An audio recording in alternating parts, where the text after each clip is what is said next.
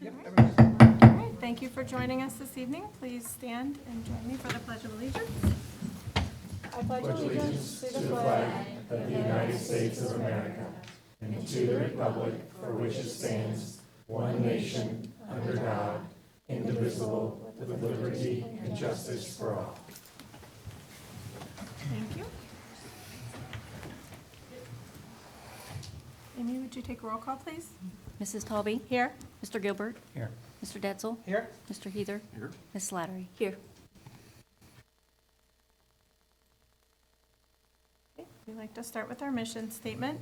The Northwest Local School District will create a responsive learning community where all students are valued, challenged, and guided along a pathway to success. And I need a motion and a second to adopt the agenda. So moved. Second.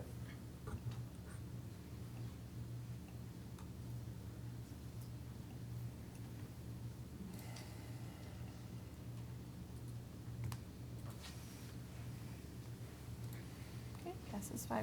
All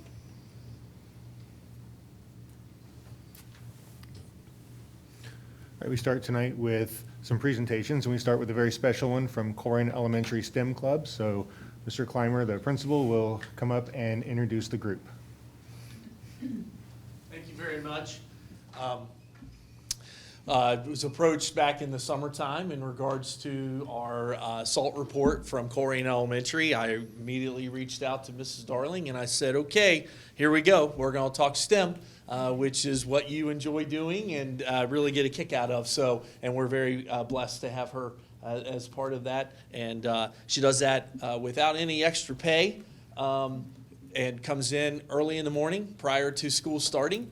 Or also has done it in the evening after school. It's just been fantastic for our kids to be able to experience. It's a partnership with UC. I'm not here to talk about this program. She's here to talk about this program. Mrs. Darling? Doing great. Yep, very good. All right, so as he said, it is a partnership with University of Cincinnati. They have a nonprofit organization called the Greater Cincinnati STEM Collaborative. So every year they offer a grant that I apply for, and through that grant we are able to fund it. Can I click the slide, or who's running the slide? On here? Okay, there we go. So 2023 was the first year that we did it. We had 8 girls. Part of the grant is that it's for underrepresented populations, so females are underrepresented in STEM. So that was where we got the idea. And then in 2024, we expanded it to 10 students. After the club was already set and the funding was set, I approached them and I asked if there just happened to be any additional money so that we could actually add a boys club, and we were able to actually run 2 STEM clubs last year. I did keep them separate so that the girls had a separate experience than the boys, and I have already applied for the grant again this year, and I did ask if I could do 2 again. We find out between Thanksgiving and Christmas, so we are not sure yet if we have received those funds.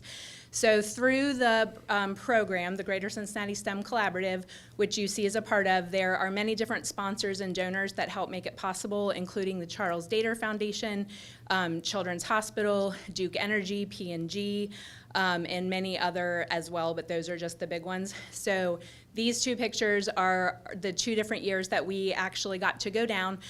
So once the culminating experience of the club is that the kids actually get to go on a field trip to University of Cincinnati and present their creation and what they did.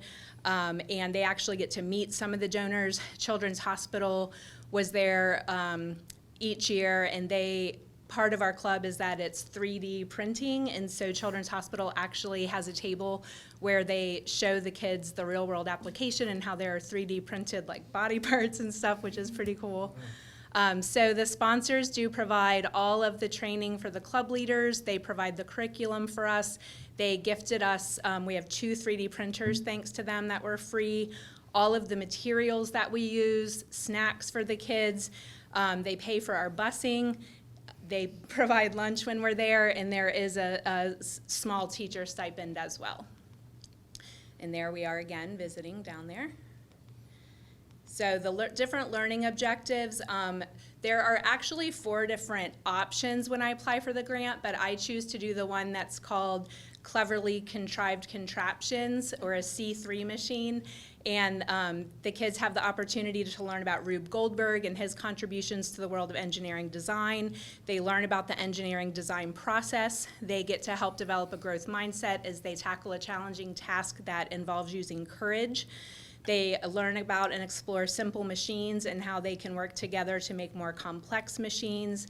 They use creative thinking skills to design a contraption that accomplishes a simple task, which in our case, it was delivering a courage card, so the kids also had to find a quote about courage that they liked. They get to design and produce parts for their contraption using the 3D printer, Polar Cloud, and Tinkercad are the software that go with that. And then they get to create a display and a presentation, including a hawker's pitch, which is like a sales pitch for the showcase, where they get to show what they did to the sponsors, and then other schools and clubs come there as well, and so they get to see theirs. So obviously STEM is important because as scientists, they investigate our natural world. Technology applies to math and science designs. Engineering, they get to create and design in our world, and then mathematicians using the numbers and symbols to solve problems. So here's an example of the engineering design process that we learned about: asking questions, researching, imagining, planning, creating, testing, improving, and then asking more questions and going around and around. So here's some photos from the different years of clubs. The one on the left is a C4 machine. They did C4 instead of C3 because theirs was also cool, they said. But if you're familiar with the mousetrap game, it's just the whole, cause and effect, the different things that they go through. But they've had lots of fun. We use lots of different recycled materials as well as purchased materials. And I do have a student with me here that she got to participate. The program is for 5th through 8th grade, but I pulled up, this is Carolyn, when she was in 4th grade, I pulled her up to participate so that when she was in 5th grade, she would get to take on more of a leadership or mentor role. So she has actually participated in both years of the program. And she's just gonna share with you what she got out of it. I'm Carolyn Thielen. I'm a 6th grader and I'm 12 years old at Coran Middle School. I really love this experience because it showed me things like how to 3D print and how to use how to make a C3 machine, which was fun because now I get to experience in more things on how to 3D print. And we also got to learn teamwork and problem solving, because when you're doing these C3 machines, you have to work with your team and compromise with other people's ideas and stuff like that. And then with problem solving, it comes down to the last minute with these things because we don't get a lot of time for them. So you have to scratch a bunch of ideas and then make new ideas to try to make it work. And so it's really hard.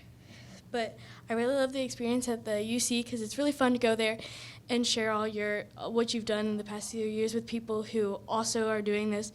And it's fun to see all the things with the UC Health and stuff like that. They have all a bunch of models and stuff like that that you can see there. And yeah, it was a really good experience. Thank you, Carolyn. So I think that's kind of it, yeah. So that's where we got to eat lunch, and the bottom right-hand corner, they also got to look through this giant electron microscope. I forget what we looked at. I think it was some kind of bug or fossil. But the kids absolutely loved it. It was amazing, and I think they really got a lot out of it. That's just an example of our schedule when we go down there. And again, a lot of it is just how it applies to the real world applications. They showed them a video on how 3D houses are built and how they even use it to make some different 3D foods. So, all right, that's it. Thank you, guys. All right, thank you. Carolyn, what's your favorite part of being in the STEM club? I think it was getting to get there early and then talk about STEM, science, technology, engineering, and math with people who also want to talk about it, and getting to experience it with other people, especially at the UC, because there were a lot of people there. Did you get to meet with other students at UC then? There were a lot of schools there. Awesome. So yeah, you got to meet with a lot of people, talk about what they learned as well. All right. Well, thank you so much. Thank you.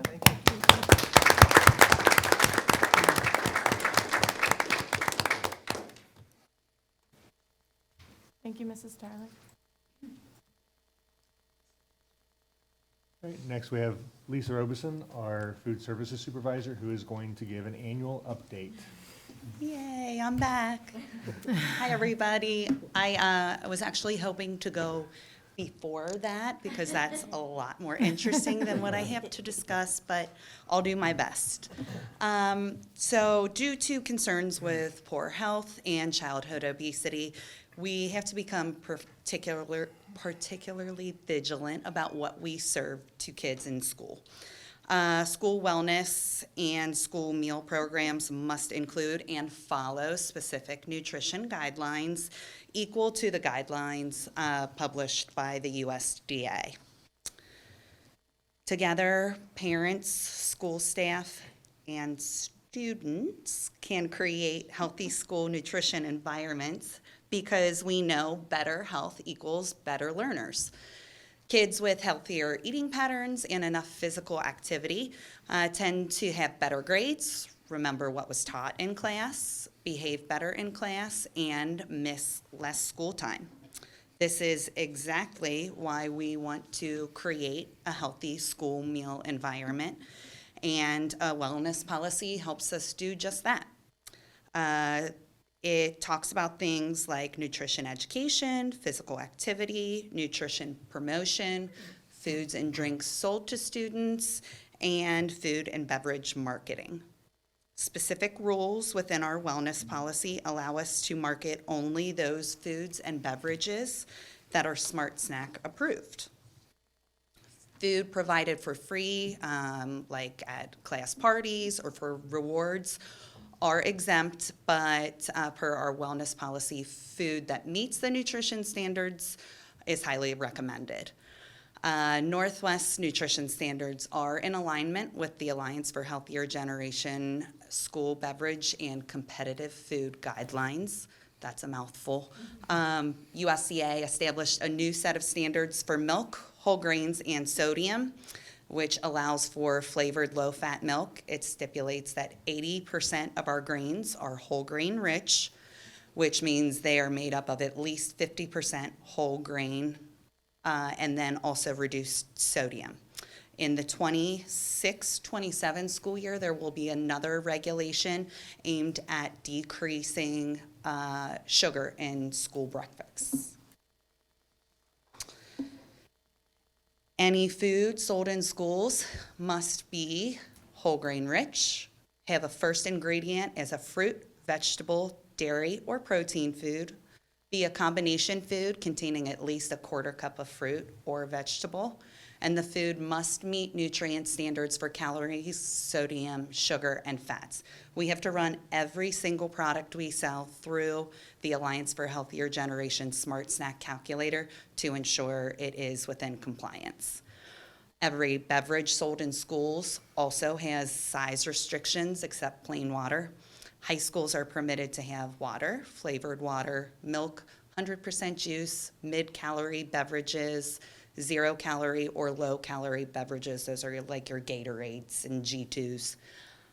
Elementary and middle schools are permitted to only have plain water, milk, or 100% juice. And just to illustrate how much school meals have changed, the Kids Healthy Eating Index scores showed children received their healthiest meals at school. And that's all I have for today. Any questions? I have some kids who've asked me where the pictures come from that are on the school menus app. Yes, those are taken by, they're like prop photos. Okay. They have a whole media library Okay. within the application, and they're taken by professional photographers. They're like, that's not the plate that we have. That's at school. correct. Unfortunately not. But our stuff still tastes good. Yes, yes. Just may not look like art. Yeah, no, thank you for all that you do. Appreciate it. Yes, thank you. I have a question. Yeah. not like when I went to school, we had lunch, that was pretty much it, right? We have kids that are eating breakfast now, they're eating snacks, lunch, obviously. Are there, like, it's changed dramatically over the years. I mean, we have kids that show up that rely on this meal. Because I know when in COVID, we gave 50,000? It was actually well over, so we did a meal for every student, and I believe the number was 8605, because that number will forever stick in my brain. So we had 8,605 meals for lunch, 8,605 meals for breakfast for 10 days. So it came out to be almost 1 million meals that we sent out for COVID. And that was some of the only meals they were getting. Yeah, they relied on that. So Yeah. I think people don't appreciate the impact of your efforts. So, and then I'm trying to think of the name of the fake meat stuff. What is it called? Like the Impossible Burger. Impossible. And Yeah, do you serve Impossible products? We don't. We have access to it. We have not had any requests for it. It is an option. It is obviously Smart Snack approved because the first ingredients are either the whole grain or vegetables, but we just hadn't had a lot of interest, to be honest. Pretty expensive. Yeah, I was gonna say it's probably a lot It is more expensive. We do have, currently 8 of our buildings are community eligibility provision certified, which means they're getting free meals. Because they're getting free meals, we get a higher government reimbursement, which has significantly helped the bottom line. So if it was something that was fairly sought after and interest, we could certainly make that happen. We already do gluten-free meals for certain students who either can't tolerate it or who have celiac disease. So it is certainly not out of the realm of possibility to do so. And then my last question / statement is you have partnerships in our community, right? So like I know Marcos is a partner, and I was speaking with him, the owner of that, because I know him, and he was talking about how you guys collaborated to make sure that that standard is met, even though, you know, we're pulling food from outside of our Right. cafeteria. So I think people just don't appreciate how much really truly goes into these efforts. Yeah, that was a fun one because kids like fast food, and if you can bring it in and have it meet the guidelines, that's double thumbs up. So when he first came to me and asked if we could have it in our buildings, I said, we need to come up with some sort of formulation that fits the Smart Snack standards. And they did, and it's one of our biggest sellers. Yeah. And they've been wonderful to work with, so. Does It's- every school district follow the Smart Snack standards, or do you choose they- different ones? They don't have to. If they're part of the National School Lunch Program and School Okay. Breakfast Program and receiving federal reimbursement, they must Okay. abide by those rules. I think Oak Hills has some buildings, or at least they did, some buildings were on the program and some were not, so some of their buildings could serve whatever they wanted and some had to follow the strict guidelines. So, but ours are all on the program, so we have the guidelines to follow at every building across the district. They haven't tried to sneak ranch in, right? Right. Yes, everybody's favorite topic. Thank you. Thank Thanks, you. Lisa. Thanks.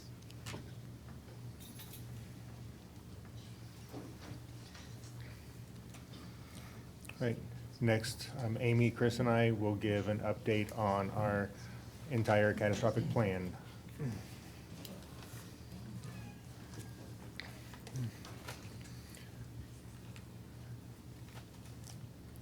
So, going back to the beginning, we started with our master facility plan. So on February 26th of our current year, we presented to the board and the board approved our current master facility plan. And so that current plan has Cornell and our preschool combined on our Houston site, White Oak and Corey Middle combined on the Corey Middle School site, Pleasant Run Middle School on the Northwest High School site, and a new combined Corrigan High School, Northwest High School on the Corrigan High School site.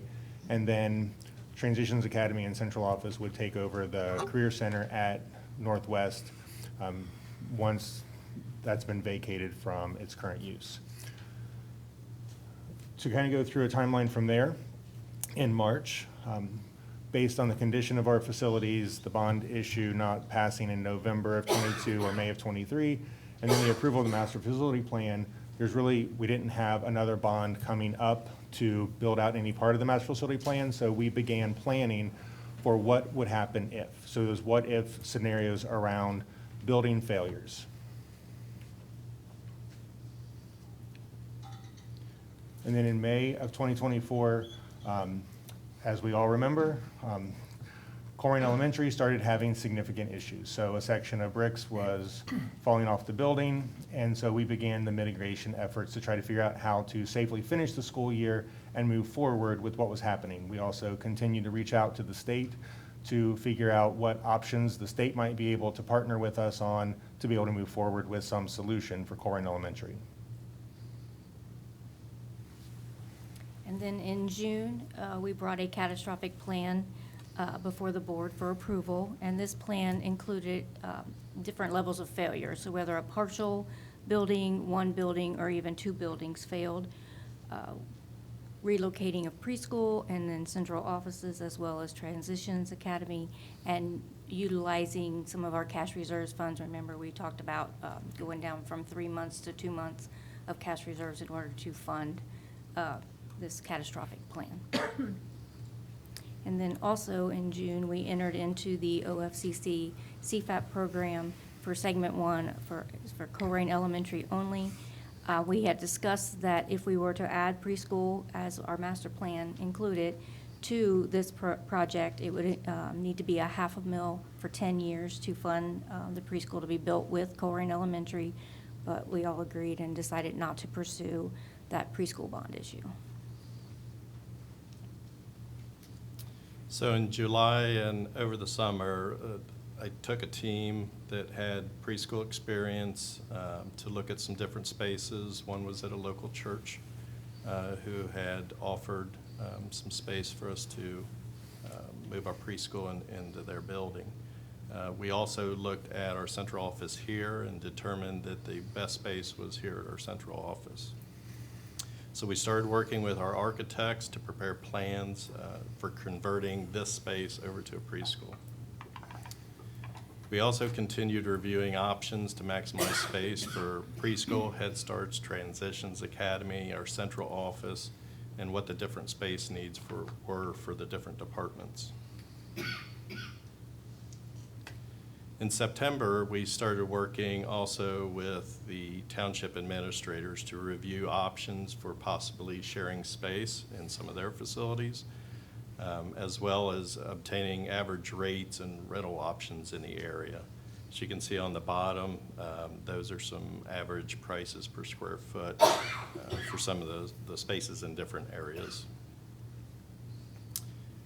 We reviewed multiple locations and went and visited some of these locations to see how they would fit.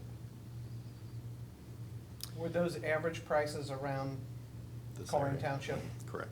Okay. So also in October, we started reviewing our operations to determine the needs. At the same time, with OFCC and the district, we selected the architect for the new Corrigan Elementary project, and the board approved a resolution to convert this building, the central office space, to the preschool, and we also discussed central office options. Also in October, we received some information regarding our Houston site survey. It identified a potential issue with an existing sewer line that ran through the middle of the property, which changed the orientation of the building or the positioning of the building on that site and the timeline for the demolition of that building. As you can see from the diagram here, the building and the green line is the sewer line, which runs straight through the field, which is now baseball fields. And what was the cost to remove that sewer line if we stuck to the original building of where the school was gonna be? Well, we would have to relocate the sewer line, And how much? and just a guesstimate of that cost would be anywhere from $300,000 to $500,000. Okay.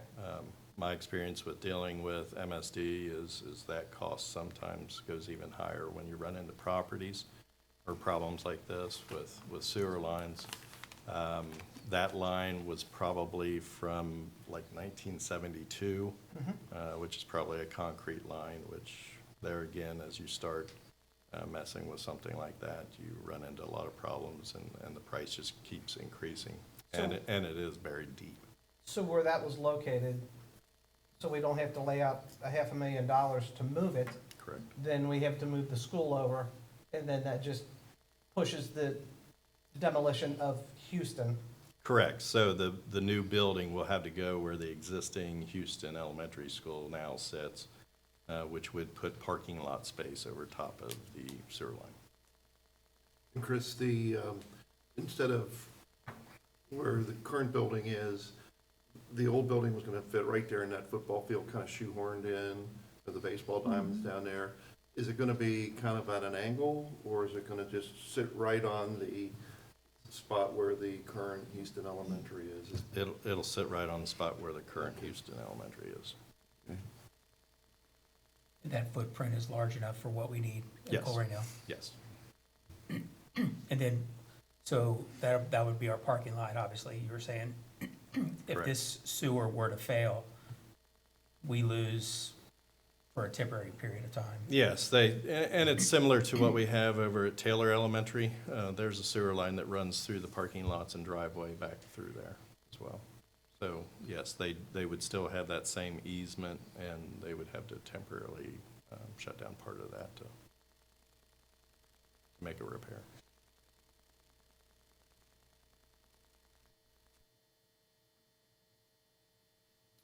And this month, we have determined the site options for the central office, and we've been preparing floor plans at that space. Also, later this month, actually this Thursday, we have a meeting with OFCC and the district to select our construction manager at risk, also known as CMR, for the new elementary school. Chris, with the new office space, I'm not sure you even maybe got to that yet, but numbers have been thrown around on rent. What kind of money are we talking to That's coming. that's coming? Okay. So just a few logistics that, based on the building space, we already have been reassigning some of our staff to buildings, and we have other staff that when the conversion happens in January and this starts being remodeled for preschool, we'll be moving to buildings as well. Currently, Transitions Academy is next door in the old cafeteria section and gym. They will stay there until the end of the school year because they can do that while the construction is happening, and then we'll be utilizing some existing spaces for them once the school year ends so that they can continue to operate as well. And then preschool enrollment and food service will continue to operate from Houston through the end of this school year and then relocate after the end of the school year. We will maintain a limited central office with the new lease agreement that will allow us to continue operations with the existing staff that we have, but it will still change the working conditions for a lot of our staff who may have to start working in a hybrid work setting. So for the lease details, it is a monthly lease of about $5,400. We currently have about 19,000 square feet between here at central office and the enrollment food service area. And we're going to be leasing 5,000 square feet, so it is a smaller footprint for our central office. As well as when you look at utilities, the Houston site, we spend about $80,000 a year for utilities. And with the lease space, it'll be about $13,000 per year. What's the cost per square footage of the leased space? $13 per square foot per $13? year. Per year, yeah. And we are proposing a 3-year lease instead of the normal 5-year lease, because this gives us options later on to look for other spaces, as well as continue to search for public-private partnerships. And this whole lease compared to current costs, and the lease is cost neutral. We were trying to keep costs contained and look at what we're currently spending with our current operations and then what this would be. Amy, for the record, did you want to announce, where the building that you're looking at is and maybe show a picture? I don't know if I have a picture. But it's the office complex, the business office complex on the corner of Colerain and Compton, the Long Schaefer building that has a chiropractor in it, as well as the CPA. Amy, the where it says utility comparison, what is the HELC? Is that? That's the Houston early It's going to be learner. torn down. That's the whole Houston building. Okay, so their utilities are 80 grand, this lease space will be 13. Mhm. Gotcha. So the cost of the lease plus utilities versus the cost of utilities at Houston are about cost neutral. Okay, A little less, but about the same. yeah. Yeah, I know people have various opinions on hybrids and working from home. I have a friend who worked from home, and we used to go fishing. While he was working from home, he just had to have a phone with him. And my perception was that the work output had to have been less, but then other people say it's better because it's a home, comfortable environment. I don't know. I did it for 2 weeks, and I can't make a conclusion from my 2 weeks of doing hybrid, but are there any studies? I mean, that's going from 1,900 to 5,000, 19,000 to 5,000. How many people will be involved with the hybrid work schedule? We're still going through that with the HR department to because with school environments, when people are transitioning to a hybrid environment, especially based on the nature of the kind of employee they are, they may have access to FERPA-protected information, and so we have to make sure that that can be protected in the home environment where they're working from home, as well as the work environment here. So we're still working through the exact kind of breakdown of how many people will be hybrid, but we'll have some people who will shift. And where will the board meetings be then? They can be at the schools Yeah. We'll have where to, they should be. we'll have Just to, rotate the we'll schools. rotate through the different buildings. So when you walk through White Oak, obviously it didn't work for the preschool, but what about that is for a place for the central office? I mean, it's very much like a room-based establishment, like how could and the only reason I say that is, it's like $195,000 over 36 years, or the 36 months. And we've got all kind of surprises that come our way, facilities-wise, as we well know. Is there any way of potentially saving that $195,000 and utilizing White Oak or somewhere else? Because White Oak Christian Church, just to be clear, that's what you're saying, the church, right? Yeah, White Oak Christian. So at this point, we have about 6 weeks to be able to shift to a place and have a plan. Our people are very stressed about this because they're already struggling with moving to a hybrid work model because of just the nature of what they do. And so this is the plan that we have, because we've looked through with the township and different options, but this is kind of where we are right now with what we're proposing as the next step. During COVID, people went remote overnight, the next day. So how is this different?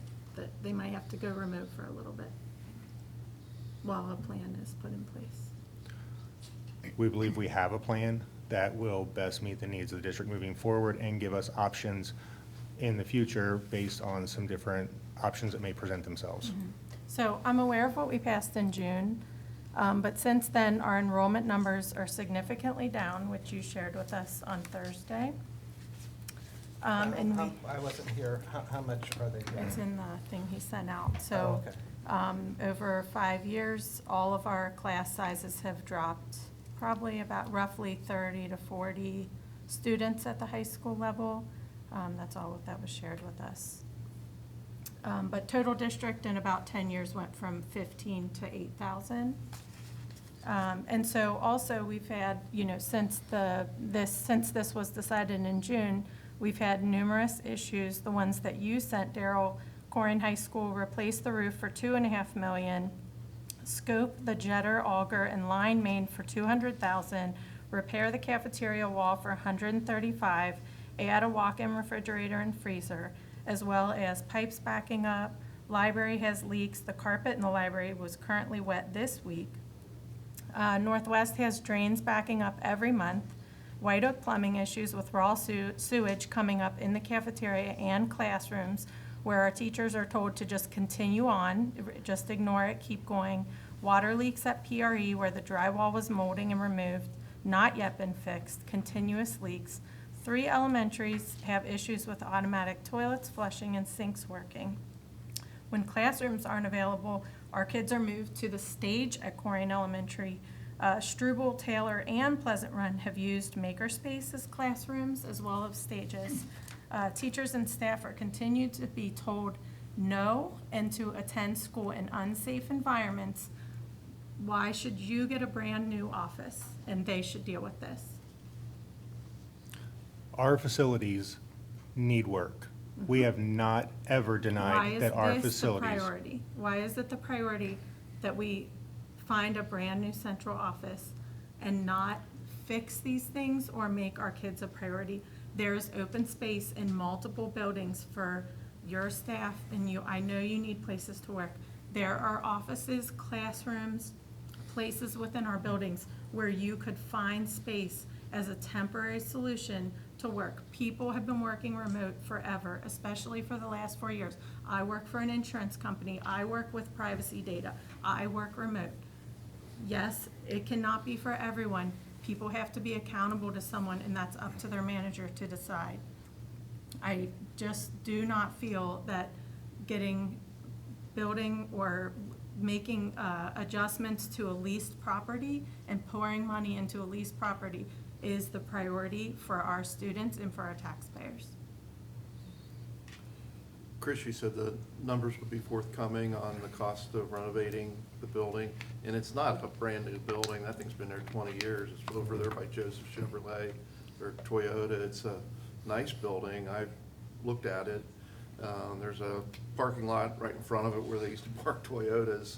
I mean, it's far from elegant, in my opinion, but it's nice. I mean, it's not bad, but what kind of money are we talking to get that thing ready for the people that are gonna work full-time from it? Preliminary estimates that we have right now are in the ballpark of $200,000. Nicole, I thought you had a plan that you wanted the Northwest High School, is what you had told me, to become the 9th grade high school and to move the other students over to Corrine High School and then put the administrative offices out at Northwest High School. I Is said that one still what you're option. proposing? I said one option that we should look at based on our high school numbers is should we look at a combined high school where we put 10, 11, 12 at Corrine, 9th, which some other districts have done at Northwest, and would transitions and central office fit there to keep our taxpayers from having to, we're never gonna pass a levy to build one high school. I do not think that's going to happen. See, I have a So I little think- issue with that because just last week at Thursday's meeting for the Athletic Association, it was said that we're not moving the high schools right now, and we're not merging the high school teams. But if we were to do that, we are merging the high schools right now.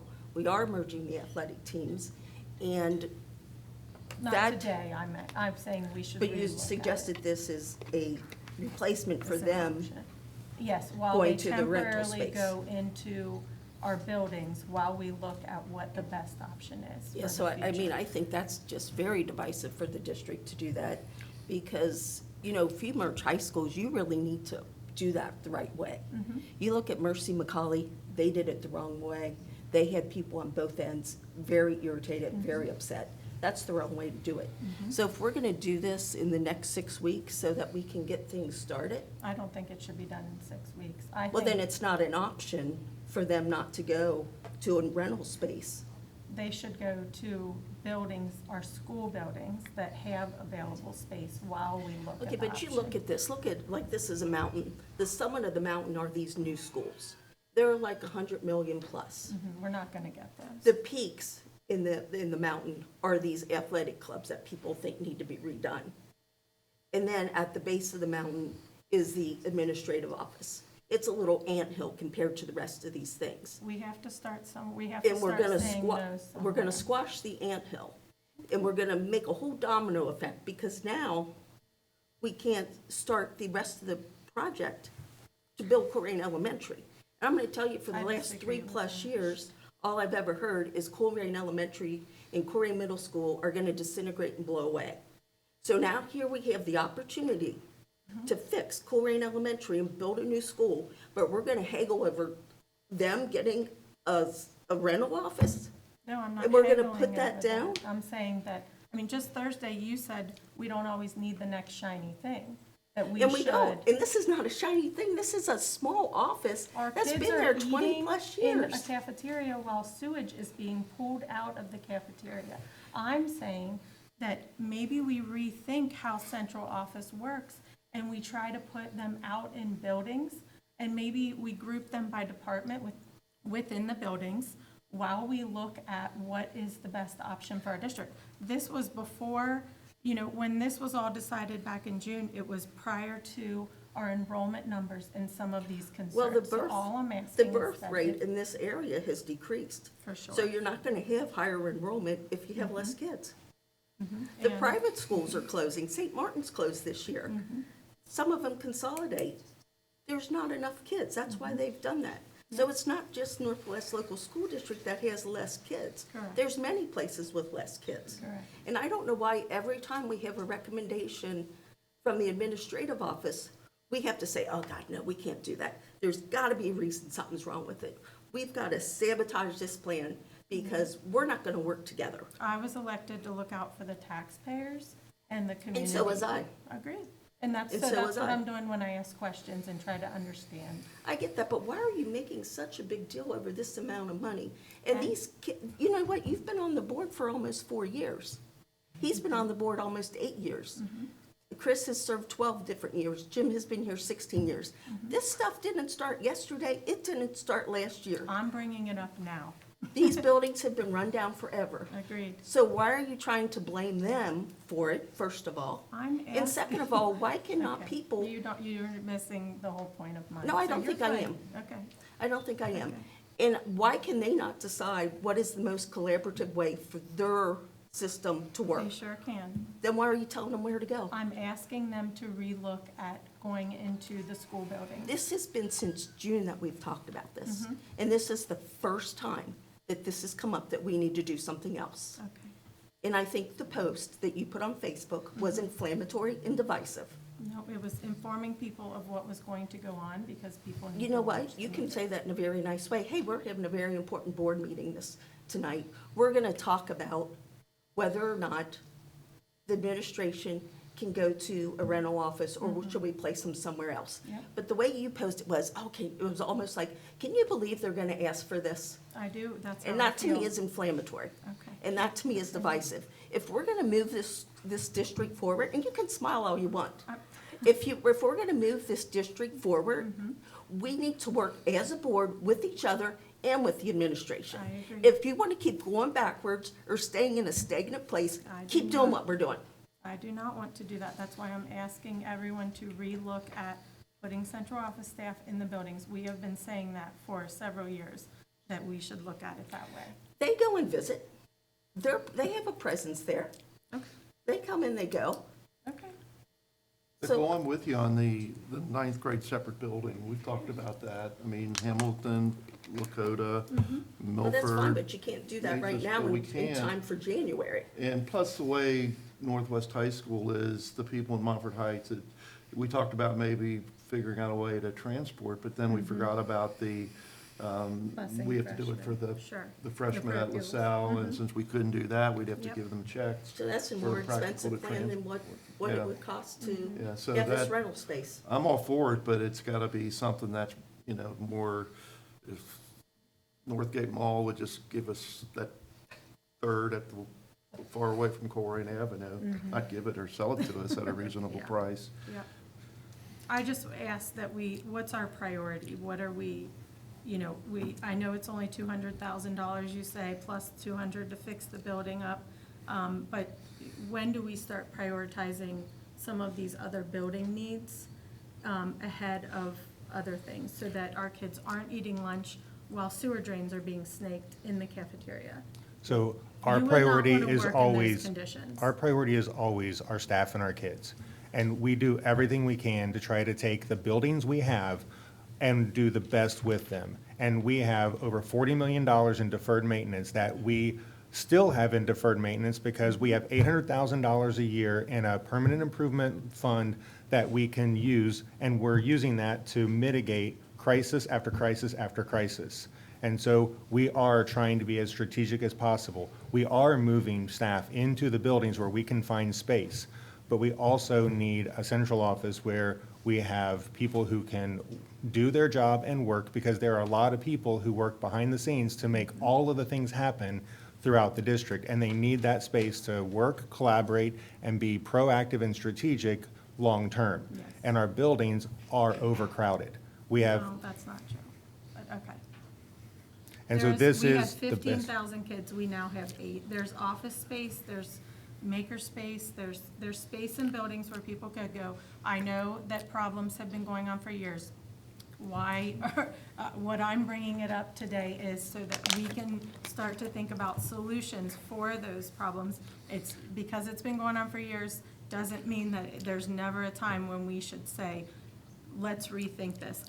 There are other districts who have central office staff in different places and buildings, and that's all I was asking was tonight, was that we temporarily look to put people in buildings while we look at what is the future of our district, because our master facility plan, which has one high school, while that may have been what we approved months ago, maybe that's not still what we should look at, only because of the enrollment and all of the facility needs that we have. And I would say that we have looked at how we can get staff into buildings.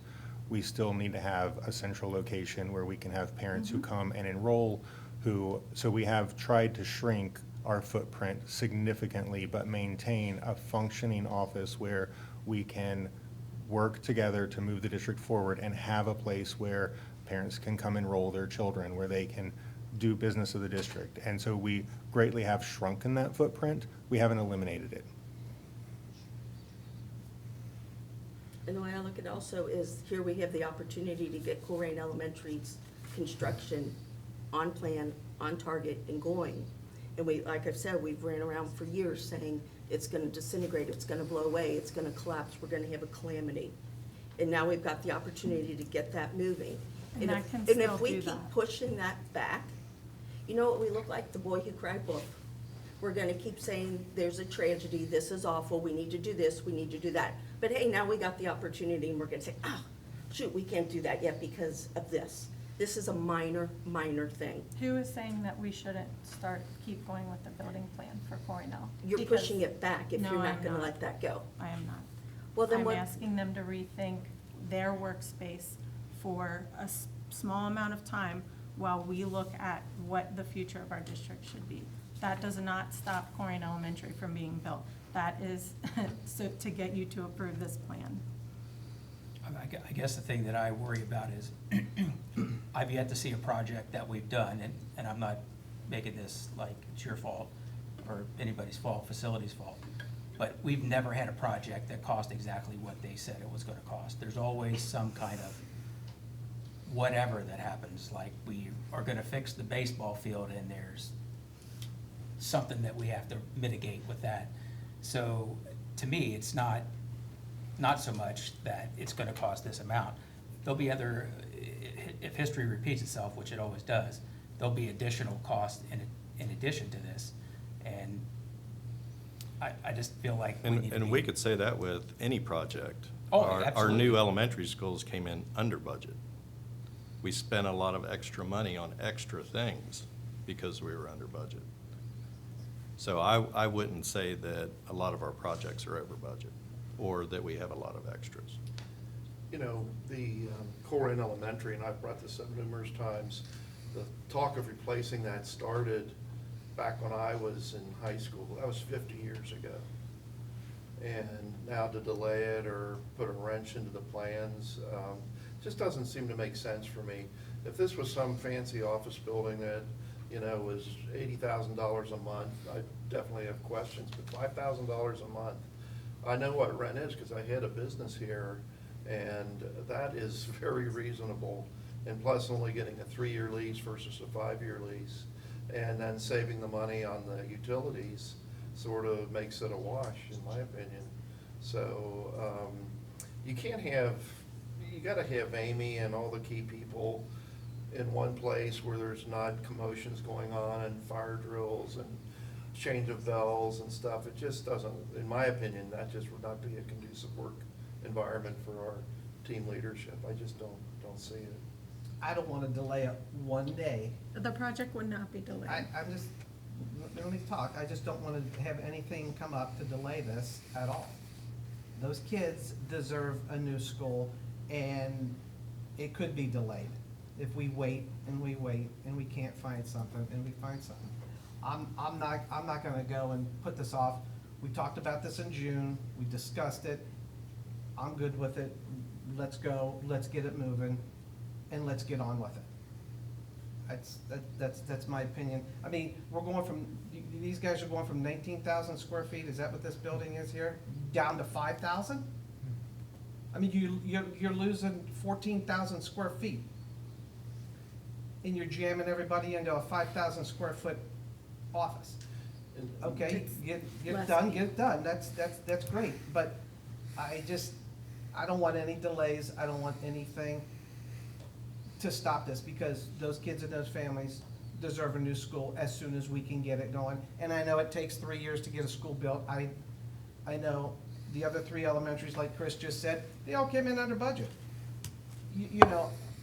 I don't know, it makes sense, my opinion, let's get it moving and move on. I agree. I think we've beaten this horse to death, and it's time to put a period on the end of the sentence and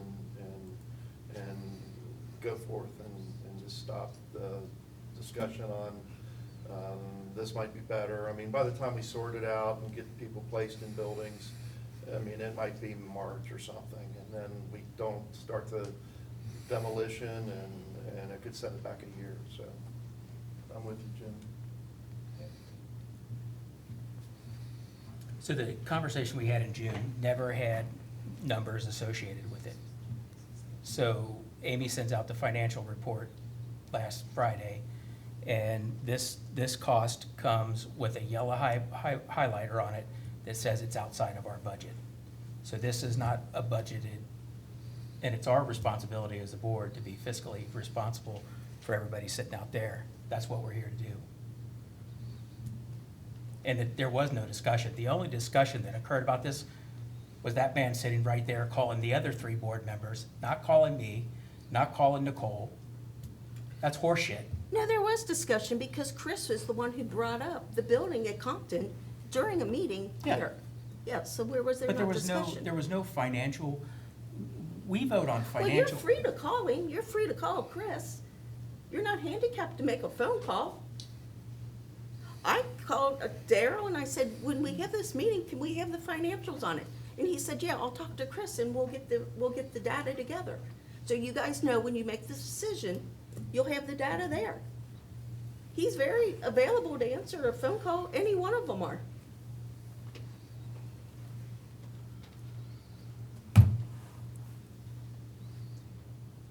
There were months I didn't get a phone call about anything from the board.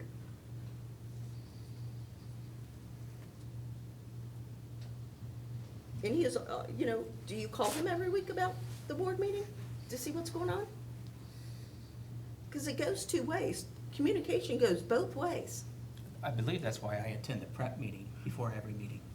Well, that's because you're the vice president. I don't get to go to the prep meeting. I'm not the vice Well, president. you're asking me specifically, and I'm telling you specifically how I respond to that. Okay, were you always the vice president? Were you always the president? I was At one either the point, were you president or the board vice member? president, yes, all but 1 year. You were never, okay, so that year, did you call him every week? He wasn't our superintendent, but I did call the superintendent. Great. Well, you can call him. If you have questions after the prep meeting, you can call him. I guess I see why he calls you three, because you three all have the answers. You know what? I'm so sick of hearing this. Ever since we brought him back as the superintendent, there has been an attitude problem. There has been a lack of communication. There has been a lack of willingness to work together and get to the next point. I feel like the goal now is let's sabotage him because we didn't get what we wanted. Not true. That's Not not for true. me, that's not true. Yeah, that's My, not true. again, I'm my just goal telling is you the just to impression I find- get, the Well, optics that's I get. fine. You Your guys like impression is optics, that's the diluted. optic I get. The actual truth is that I was elected to be financially responsible, ask questions. I have kids at the schools. I see the issues. I talk to the staff. I try to understand and connect them to the right people. I would not be doing my job if I didn't ask questions. I had this conversation with Chris Heather at a football game, and I'm not upset. That's how boards work. If you get outvoted on a topic, you get outvoted. That's the way it works. But there was no vote. There was a sunshine violation where 3 people got together with the superintendent and offered a contract without 2 of us knowing about it. Okay. And we went into, let me finish. You go right ahead. And then we go into an executive session to just talk about finalizing it. There was no discussion about it. So, yeah, people do get an attitude. 3 of us did not get together and meet with him. Somehow, some ways, you, Jim, and Chris came up with an option to save his job. How it went about, I don't know, because You know I what? wasn't included. You know what, I have a brain of my own, and I went and did research to see how does our little microcosm fit into the macrocosm, and found out that everything you guys were complaining about was across the whole state, probably across the nation, that all these districts were having this problem. Doesn't mean we don't deserve better. And so what I said is to myself was, is his job being taken away from him because of the circumstances that are in our environment right now, between political, financial, and COVID? Or are we just making him the scapegoat? And when I looked at that, my conscience, I could not say that he deserved to lose his job. Tell me one person here who's perfect, because I don't think anybody is. And we all make mistakes. And he came into a district that was not good and went right into COVID. So I think he did a pretty darn good job, because actually the first year, the scores went up on the Ohio report card. They went up. Not down, but up. So everything, if you have a board that is continuously working against you, you don't go forward. Nicole, you may have been at one of the workshops at OSBA last weekend. In multiple workshops said, if you can't get a board that can work with the superintendent, you're gonna go nowhere, and you're gonna go nowhere fast. So why do we wanna constantly push at them and act like they're not doing their job, act like they're not competent? We've got very intelligent people sitting over there who have more years in education than any one of us sitting here, probably more than anybody combined. That They do doesn't not mean live in this community. they don't have to. They don't have to. Most school board or most superintendents don't live in their community, And because they don't have to. Daryl's I don't taught think- here, what, 27 years, Daryl? 25. I think he knows White Oak, Montford Heights, Coleraine Township Very well. very well. I mean, anywhere I've worked, I work in Fort Thomas. I know Fort Thomas for 4 years. I know it very well now. And I would say I do work very well with Daryl. It's, again, my role is to work for the taxpayers of the community and ask these questions. Is there going to be a vote on it? Absolutely. But I have to do what I've been elected to do, which is ask questions, understand the priority of the buildings that we have.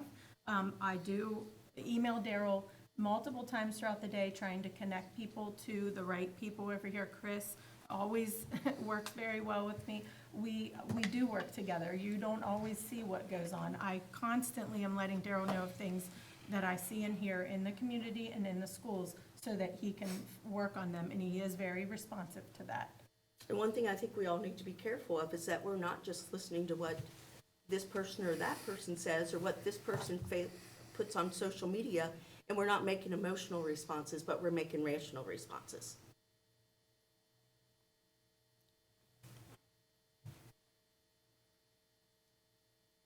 Okay. Anything else? So we will be having a vote on this later. It's later in the agenda. At the end of the agenda. Student achievement? Yeah, we've always got wonderful student achievement matters to discuss. Smile through it. We've got excellent students here, and they just keep getting better every year. So we'll start with academics first. In Northwest High School, we'd like to recognize Michael Gillian for earning a perfect score on the Preliminary Scholastic Aptitude Test, or the PSAT. Michael is currently, is he here? His dad's here. His dad's the audience. Oh, congratulations. What a wonderful kid. And Michael's currently a junior, and this score places him in the top 1% of students taking the assessment. Scores from the PSAT are used to determine eligibility for the National Merit Scholarship National Merit Scholar Program. So definitely keep his name in mind, because probably next year we're going to hear about him being one of the scholarship recipients. So congratulations to him and his parents.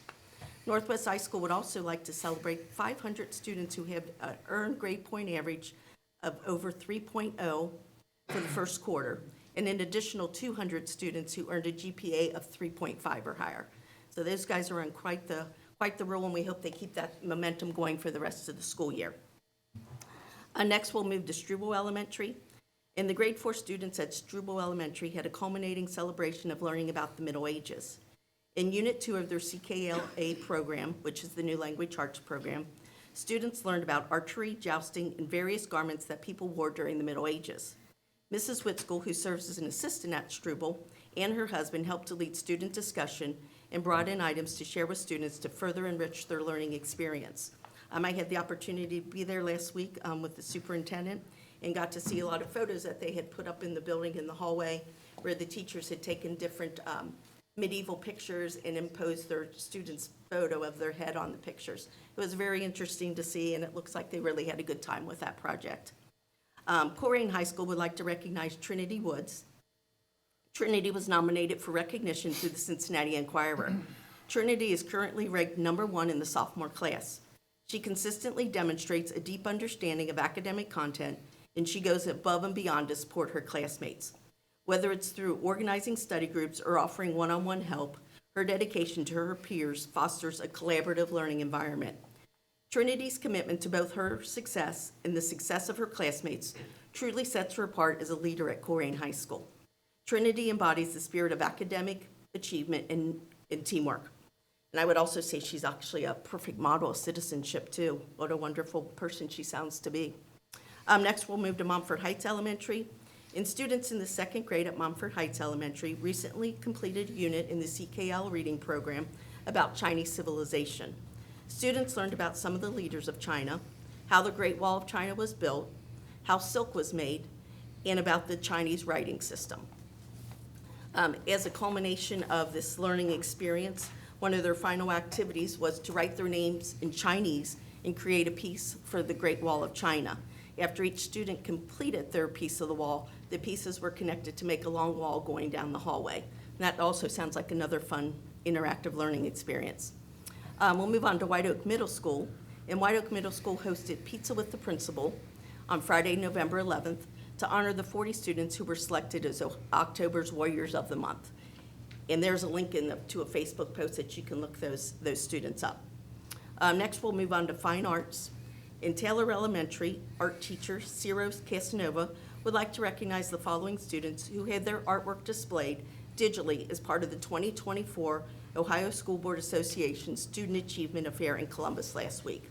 And those students are Naomi Smallwood, Reagan Hillebrandt, Nash Hawley, Gwendolyn Sigmund, Armani Anderson, and Kylie Morgan. Also, the artwork of Northwest Local School District students from Struble Elementary, Montford Heights Elementary, Coleraine Middle School, Pleasant Run Middle School, Coleraine High School, and Northwest High School was also featured at the OSBA conference and will be shared via the district website. And I fortunately got to see all those slides and got to see some of the artwork when I was up at the OSBA conference. Brenda, and the slides she sent to me, sent all of the work that was contributed. And I would highly encourage you to look at the website. There are some absolutely outstanding projects in there. There's abstract landscapes, abstract animals, there's charcoal drawings, there are paper mache, there's mixed media, just a lot of really interesting things to see. So we honor all those students too, and hope they continue with their artistic goals here. And then Struble Elementary, students from there participated in the Star Spangled Banner and the Armed Forces Melody at Duke Energy's Ohio-Kentucky region for Veterans Day program on November 11th, 2024. I think that's a really great way to honor those who fought for our protection and for our freedoms, and I'm glad those students were able to participate. Next, we'll move on to Colerain Middle School. Colerain Middle School would like to recognize the outstanding dedication of 8th grade musicians Sawyer Mays and Megan Wilson. Sawyer and Megan have been working with the Colerain High School Marching Band this season. Joining a high school marching band as a middle schooler is no easy feat, requiring an immense amount of time, commitment, and a passion for music. Sawyer and Megan are exceptional musicians, and the CMS is incredibly fortunate to have them. Their commitment to their craft and willingness to take on new challenges is truly inspiring. Keep up the great work, Sawyer and Megan. And next, we'll move on to citizenship. Pleasant Run Middle School would like to recognize sixth grade student Wyatt Brock. Wyatt has earned the title of Team Legend Honorable Knight because he embodies the following qualities: dedication, resilience, and a relentless pursuit of personal growth. Wyatt is someone who takes risks to learn new things and consistently puts in an effort to improve, setting goals for himself in everything that he tackles. Wyatt brings a positive attitude, greeting each day with a smile, even when things don't go as he planned. His upbeat energy is contagious, and he spreads that positivity among his peers. Wyatt is dependable and responsible. He always steps up when there's something to be done. Wyatt is also a person of integrity. He strives to do what is right, and when he falls short, he owns up to it by seeking forgiveness or helping to make things right. Beyond school, Wyatt is active in his community, participating in local sports and events. He is a true representative of the values of PMRS, showing the same commitment and positivity wherever he goes. He is an excellent role model, and so we'd like congratulations to him and congratulations to his parents for raising such a fine young man. White Oak Middle School is pleased to recognize the 102 Warriors who had perfect attendance for the entire first quarter. This includes 34 sixth graders, 28 seventh graders, and 40 eighth graders. These students and their families recognize the important role that school attendance plays in increasing student achievement. So I want to thank them for helping their school move forward on the one plan in its area of chronic absenteeism reduction. Next, we also have Colerain Elementary, who would like to recognize the 45 students who have maintained perfect attendance from the beginning of the school year through November 12th. So thanks to another group of families and students who are working to help us achieve that chronic absenteeism reduction as well. Next, we have Pleasant Run Elementary School. In Pleasant Run Elementary would like to recognize their elected student council officers. Students in grades 3 through 5 ran for a position to represent their homeroom class. Classes voted to select their student representatives. Congratulations to each of these student leaders. And they may be our next national leaders and possibly world leaders, so hopefully they continue on that trend. And last but not least, we have community service. In Colerain High School, would like to recognize senior Olivia Howland. Olivia was nominated for recognition through the Cincinnati Enquirer. She has been an active member of the Student Senate since her freshman year. She became an officer of the executive board during her sophomore year and has served as co-president of the Student Senate at CHS for the last 2 years. Olivia is also active with the Family, Career, and Community Leaders of America, or FCCLA, which is a nonprofit career and technical student organization for young men and women in family and consumer sciences education. Olivia generously gives her time helping in her community by watching kids during parental classes, putting together food packets for the less fortunate, assisting with school activities such as elementary night, 8th grade parent night, and homecoming. So congratulations to Olivia for doing her part in making her community a better place. And that's everything for tonight, and what a wonderful bunch of students. Thank you. Butler Tech, Jim? Just two things. We had the groundbreaking for the aviation building that Butler Tech's gonna build up at Middletown, up at Hook Field, which our kids, we have kids that go up there. And then I just wanted to see about doing a board meeting at one of the facilities. I think you said early in the year. Yeah, once we have the dates for next calendar year, we'll work with Butler Okay. Tech on a Okay, I date that'll just work. wanted to see- Yeah. If we decide Not which one you forget. guys want to go to, and Yeah. in that, so just want to get that on the calendar. Yep. We'll add it to the rotation when it comes to the board for approval in January. Okay. All right, that's all I had. Thank you. Legislation, Chris? After a several-month vacation to campaign, the House and Senate are back in a lame duck session. It's just very limited. No new bills are introduced. But they did pass last week.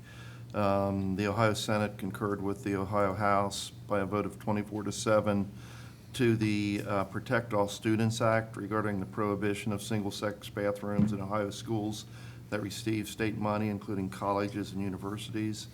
The bill has been sent to the governor, who has indicated he will sign it. So essentially, no issues with,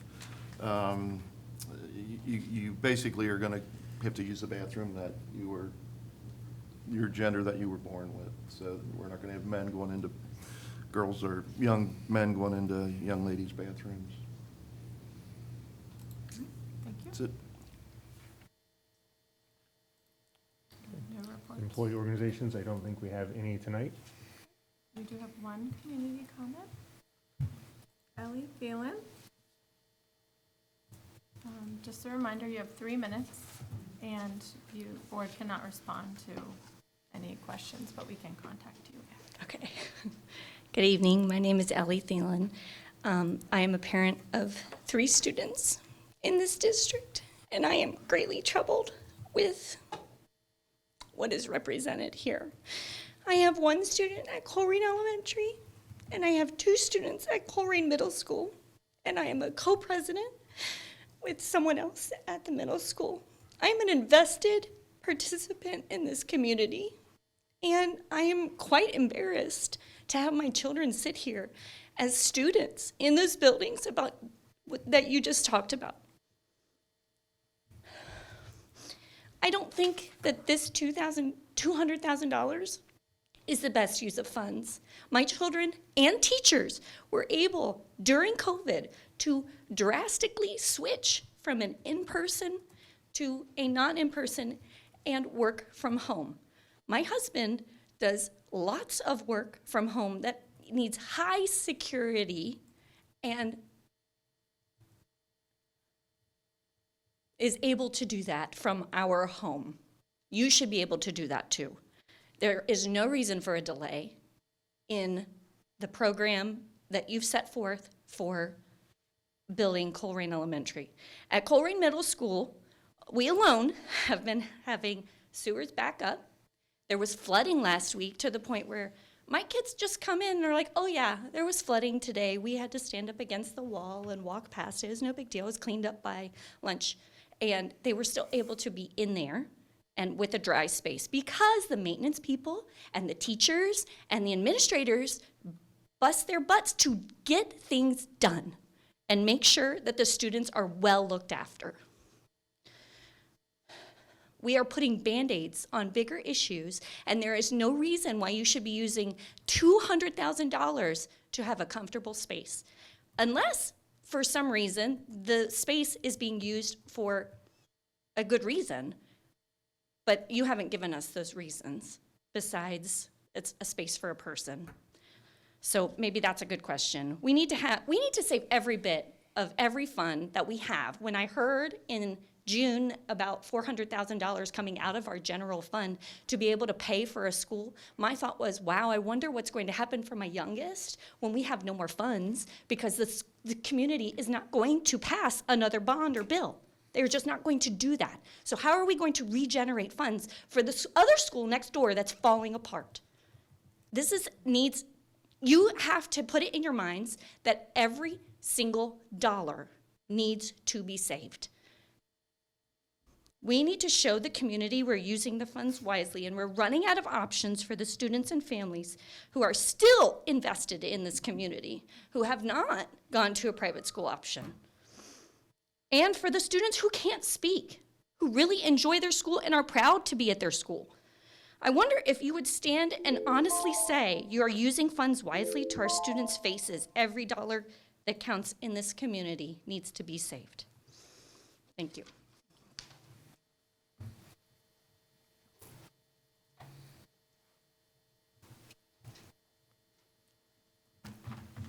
right, so we'll start with the consent items tonight. We'll start with Human Resources. Good evening. We seek approval for the following: 6 resignations, 2 retirements, 3 change in status, 9 initial appointments, and various supplemental items, leaves of absence, and a separation agreement. We have several donations tonight.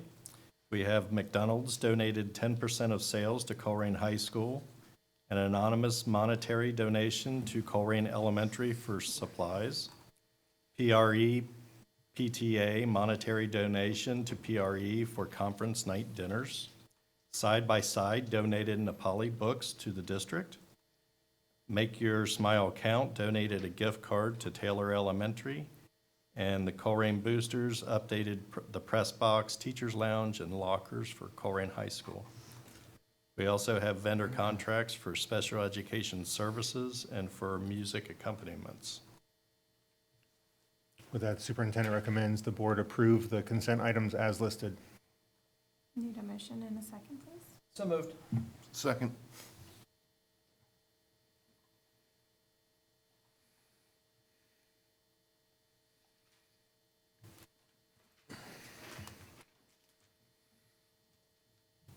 Passes 5-0. Thank you. Amy? Good evening. First, I'd like to ask the board to dispense with reading of and approve the regular board meeting minutes from October 21st. We also have our financial report for the month of October. Our all funds balance was $105 million. Our general fund unreserved balance was $26.6 million. Our revenues fiscal year to date are at $48 million, or about 43% for the year. This is up 3% from last month, but we've already received our second half taxes that come in the first half of our year. Our expenditures for fiscal year to date are at $34 million, or at 32%. This is up 9% from last month, which is our annual monthly percentage, so that's right on target. Our investment weighted average return is 4.6%. It's up just a little bit higher than last month, even though rates are coming down. But that's because we ladder our investments, so we've been able to maintain that for a little bit. And our list of monthly bills are our routine monthly bills, as well as we had some staff and student software, some of the preschool and Colerain Elementary project expenses, yonder pouches, the blender, bleacher inspections, bus repairs, there was a compressor, and some auxiliary and grant fund payments. We also have 2 resolutions that are annual resolutions. First is to authorize filing of a modified tax budget, to submit that to the Hamlin County Auditor's Office, as well as authorizing that the Auditor's Office send us our advances as they collect tax receipts throughout the year. So with that, I ask the board to approve the fiscal consent items as listed. So moved. Second. Thank you, Amy. Any discussion?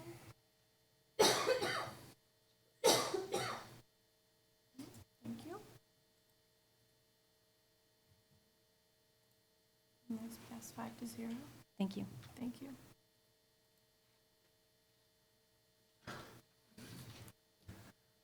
So for the approval of other items, we start with the new 25-26 course for AP Research.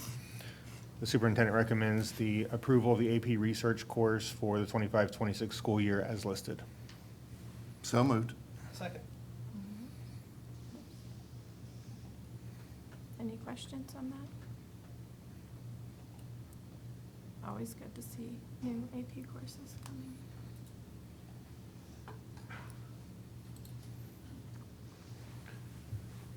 Passes 5-0. Thank you. Next, we have the course of study for high schools for next school year. This outlines all of the courses that will be available at both high schools so they can start scheduling. Superintendent recommends the approval of the high school program of study as listed. So moved. Second. Any questions?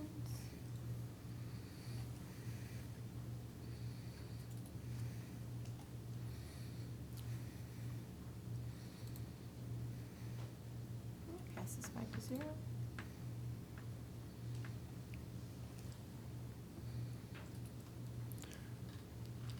Okay, next, we have an out-of-state field trip for Colerain High School Band. This is another one where it was submitted between board meetings, so the trip has already occurred. We're continuing to work with them on getting those in a timely manner, so they are prior approval. But this was an out-of-state field trip for the band. Superintendent recommends the board approve the field trip as listed. So moved. Second. Do we know how they did? I don't know about the Corrigan High School band. I know the Northwest band had a very successful finish to their season. Yeah.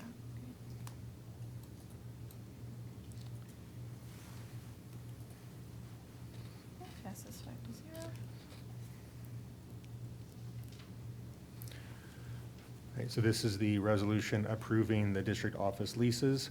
Again, this would be going down to 5,000 square feet. The purpose of this would be to maintain operations where we could have families who come and do their enrollment appointments, employees who would come and do their fingerprinting, their parapro test, their onboarding for new employees, expulsion hearings and discipline hearings that happen. So being able to have the space that we would need to be able to maintain those kinds of operations that require a space for parents, community members to be able to come in to process their work.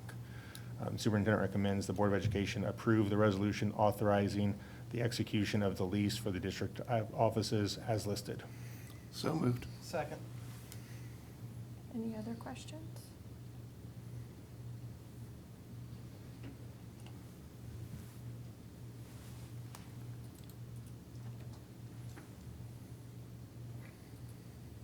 Passes 3-2. Okay. The next is a resolution of urgent necessities for the administrative office leasehold tenant improvements. Superintendent recommends the board approve the resolution declaring urgent necessity and authorizing the treasurer to issue a purchase order and/or pursue financing options for administrative office leasehold tenant improvements as listed. Motion and a second. Moved. So moved. Second.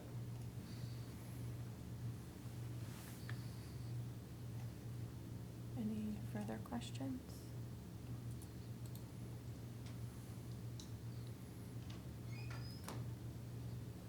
Okay, passes 3-2. Amy?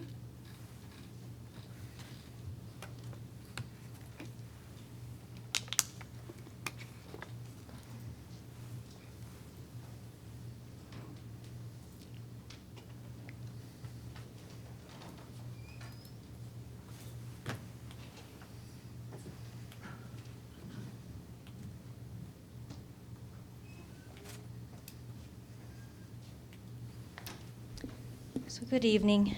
It is November again, so it's time for the 5-year forecast. And we can all see the numbers on the 5-year forecast, but I thought tonight I'd give a little information behind those numbers. So when we think about the district and our strategic plan, we have 5 pillars, and one of those pillars is financial stability. So tonight we're going to focus on the district and financial stability. Our strategic objectives have been to make sure that we are informing our community on how our district is funded, how we utilize our funds, and what our needs are. We also ensure that we are aligning our district resources to our instructional priorities, and we continue to partner with our community and have that transparent funding cycle. So as we've been discussing over the past several years, we do have 2 emergency levies. One will expire in December of '27, the other will expire in December of '29. Both of these emergency levies are currently used for current day-to-day operations. So we need these emergency levies to maintain current operations, or we will have to reduce operations. And what happens if we don't pass those? We will have to reduce operations. By how much money? 7.3 million, 11.3 million, and I'm going to get to our funding cycle, which is more, so almost 30% of our operational budget. Yeah. And what happens when that happens, if that would happen? 80%. Could we run the school district, the state would come in and take us over? There are options. I mean, we could run a district. It may not be the district we have today. Right. And if we decide not to, then the state would take us over, so we'll. Just so everybody out there in the public knows how important these levies are that are coming up. When we think about our operations, last year we spent 76% of our general fund budget on instruction and instructional supports. We also spent another 20% on operational support such as transportation, custodial maintenance, including utilities, and our technology. We also want to make sure we have that continuous communication. And as part of the continuous communication, every spring we release our annual budget document. So this informs our community on how we are aligning our resources, what our budgets are, and how we are tracking our goals. We also have our November and May update to the 5-year forecast, which is this evening for November. Each fall, we mail a PAFR out to our community. This is a summary of how we ended the previous school year. And then around in December, we have our audited financial statements that we issue out our CAFR to. And again, it's to make sure that we are continually informing our community on how we are funded, how we utilize our funds, and what our needs are. So when it comes to our annual budget document, this is so that we can show how our funds are allocated and spent, how our resources are aligned to our instructional priorities, how our long-term financial health and our levy cycles are for the district. We also show in the current annual budget document the previous 3-year goals and how we measured them, as well as what our new 3-year goals are and what will be measured for those. And here's an example of one of our buildings. It shows what our goals are that we're tracking, has the QR code if you'd like to see the whole document, and also the budget. So for Colerain High School, the annual budget to operate Colerain High School is $13 million. 3 minutes are up, Amy. I know. So when it comes to our facilities, which is one of our largest assets,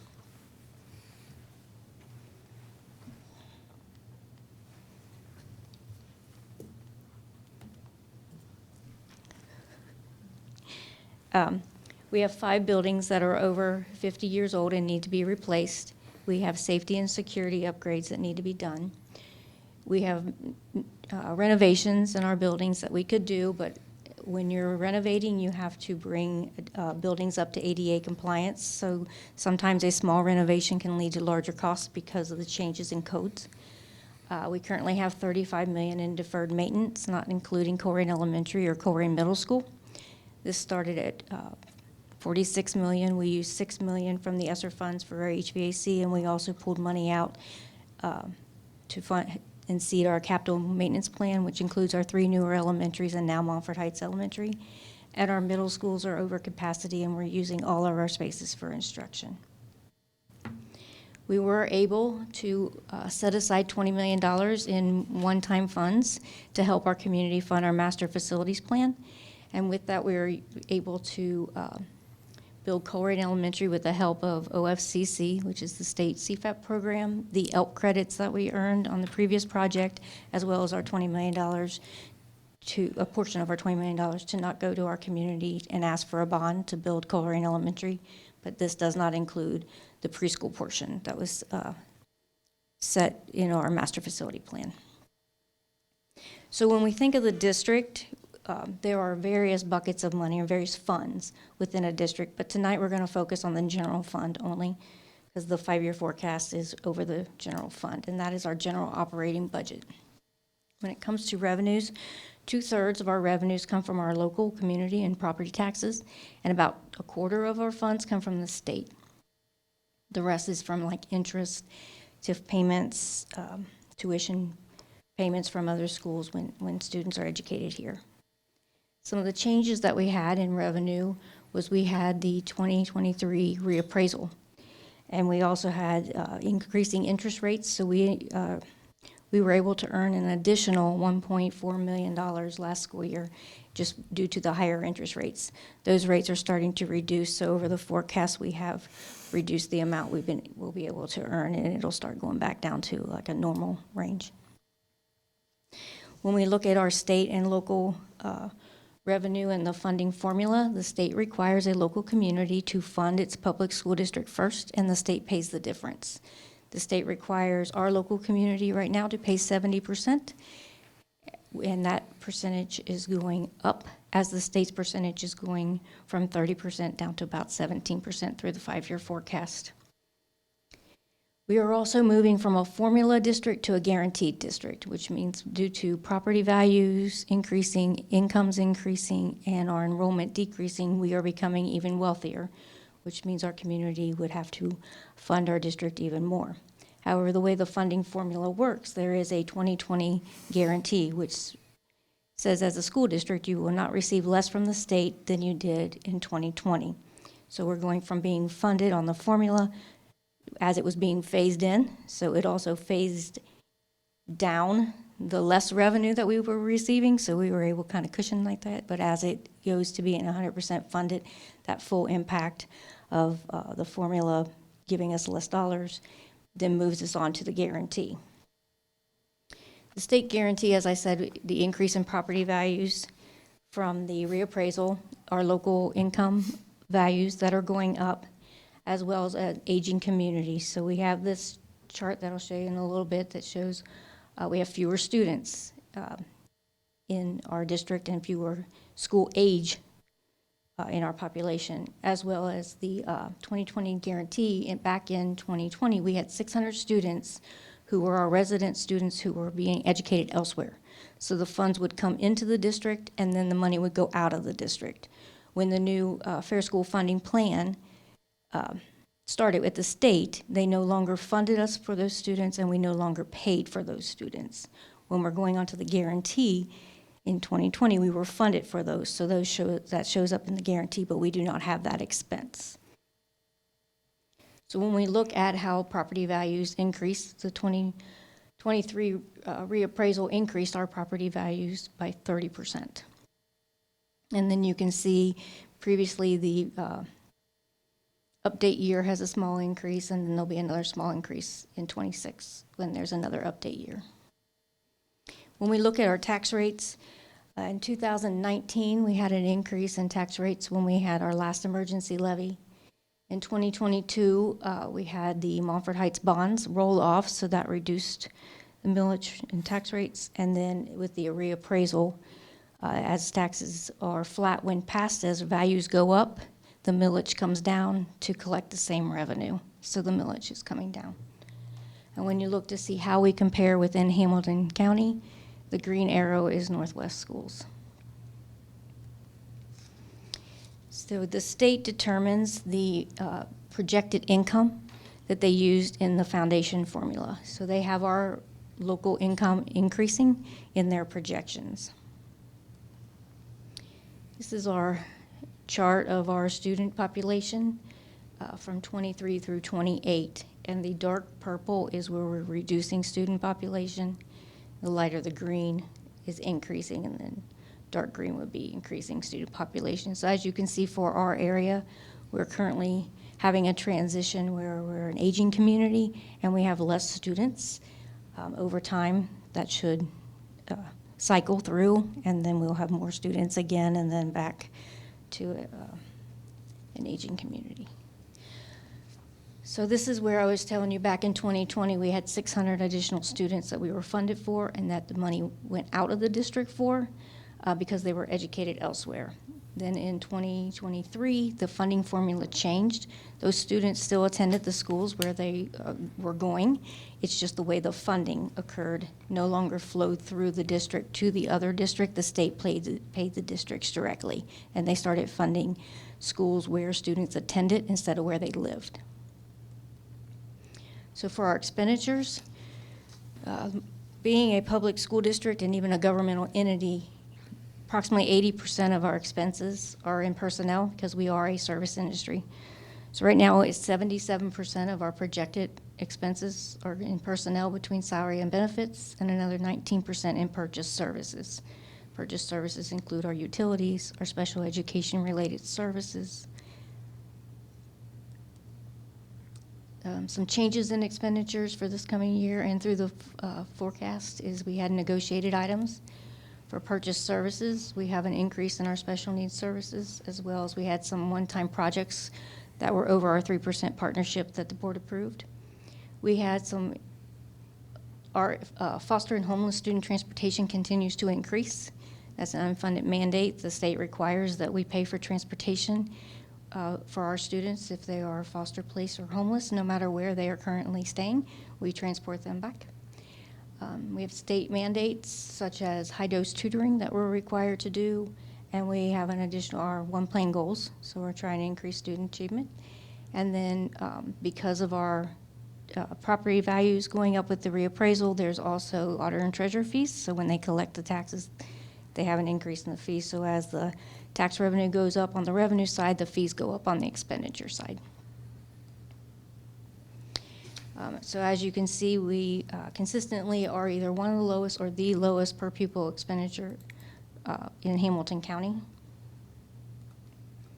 When we look at our special education trend, over the past 14 years, our special education has gone from 10% of our overall budget to 20% of our overall budget. But when we look at our total operations over the past 14 years, our total operations have increased 20%, or about 1.5% per year.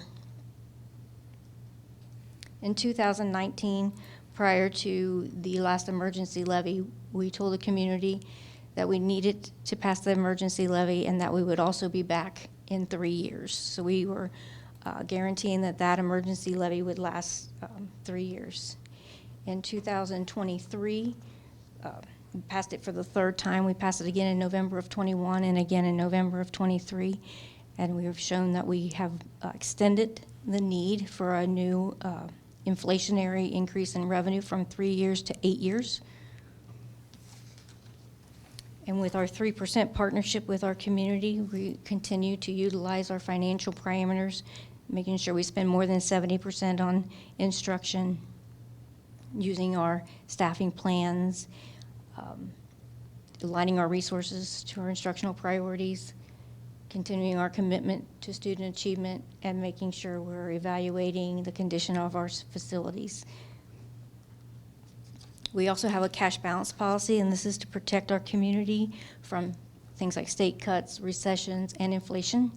We also may need to pull from it for one-time expenditures, similar to our catastrophic plan when we said we would utilize 1 month's worth, or up to 1 month's worth for Colerain Elementary, Colerain Middle School building failures, relocation of preschool, relocation of central office.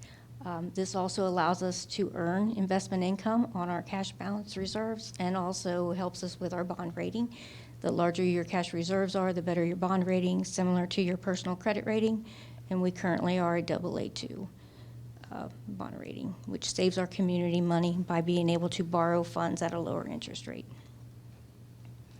So we did have some one-time expenditures that were approved, and this was the Colerain Elementary by the bricks that were coming off that we needed to secure, the Colerain Middle School parapet that we had to remove, the preschool renovation that was approved last month, and the relocation of the central supports offices that was approved this evening. Per our cash balance policy, we want to ensure that we have 60 days in our cash balance, as well as when we looked at the timing of our levy cycle and our partnership with our community, that's a 5-year, $5 million rolling levy cycle. So when we look at our cash balance over the 5-year forecast, our cash balance is starting to decrease. As we talked about, we said 3 years. We're projecting this to be out 8 years. So this gives us a picture of all our operations for the 5-year forecast. The light blue is our revenue. The dark blue is our expenditures. The orangish color is the emergency levies. And so over time, last year we did have expenditures exceeding revenue, and that was because we transferred one-time monies into seeding our capital maintenance plan as our community asked us to maintain our buildings. So we're able to have a plan for our newer buildings and maintain those, as well as helping our community with the master facilities plan. And so in the dark blue, so over time, revenues and expenses equal, and then expenditures start to increase and exceed revenue with inflationary pressures. At the end of the levy cycle, expenditures will exceed revenue, And then we also have the emergency levies as they expire. They come off, and so this shows that if it renews, this is where the revenue would be. So that emergency levy is in the previous years and is orange in the later years because that is when it expires or would roll off. So when it comes to levy cycles, there's a bow tie effect. Because levies are flat when passed, you have to ask for more in the early years of a levy cycle to spend those additional funds in the later years of a levy cycle. The negative 17 is really a positive 12 million, but we moved 30 million last year in transfers of one-time money. So, and the reason we would move one-time dollars out of the general fund instead of using for day-to-day operations is if we continue to use those funds for day-to-day operations when we have other needs, we would continue to use those funds out into years where we would not be able to sustain that amount of revenue nor ask our community to be able to support minimum of 30 million plus annually per year. So we aligned that one-time money to one-time needs instead of falsely using it on day-to-day operations. You want to align your revenues and your expenditures for each year. So this shows that we were bringing in additional revenues at the beginning of the levy cycle and then spending into those revenues at the end of the levy cycle, and then you start over with a new levy to have for inflationary reasons to have additional revenue for ongoing operations. This is just another picture that shows with a renewal and without the renewal, the impact of our bottom line and our cash balance, and that we are still negative even with the renewals if we go out to 29. So with during this 5-year forecast, our fiscal year 17 emergency levy will expire on December 31st of 27. So tonight we need to decide also if we are going to show the renewal in our 5-year forecast, to report that to the state that our intention is to go to our community and ask for those funds to be renewed. Or if we do not, then we would need to develop a plan on what the reductions would be, or if we decide to do something different, some revenue, some reductions, and what that would be. And then right after the 5-year forecast, so the forecast goes through 29, but it goes through June 30th of 29, and so December 31st of 2029, the second emergency levy will expire. So we have created a financial foundation for our district, and now it's time to maintain the financial foundation of our district so that we can ensure there's an optimal learning experience for all of our students. We continue to increase student achievement by aligning our resources and looking for operational efficiencies. So our next steps are, as we look at the emergency levy that is rolling off, do we want to renew, and then not only to renew the emergency levy that we're currently operating on, but you can see the expenditures still exceed that. So that's that 8 years where we're now needing additional inflationary revenue to continue to maintain current operations. Our cash balance over the 5-year forecast starts to decrease, and remember our cash balance policy says 60 days. So once we get out to about fiscal 28, which is that 8 years, we start dipping below 60 days.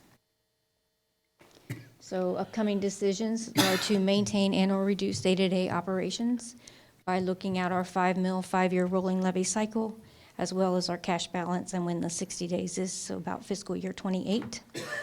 It takes the Board of Education to authorize any revenue, whether it's a renewal or increase in revenue.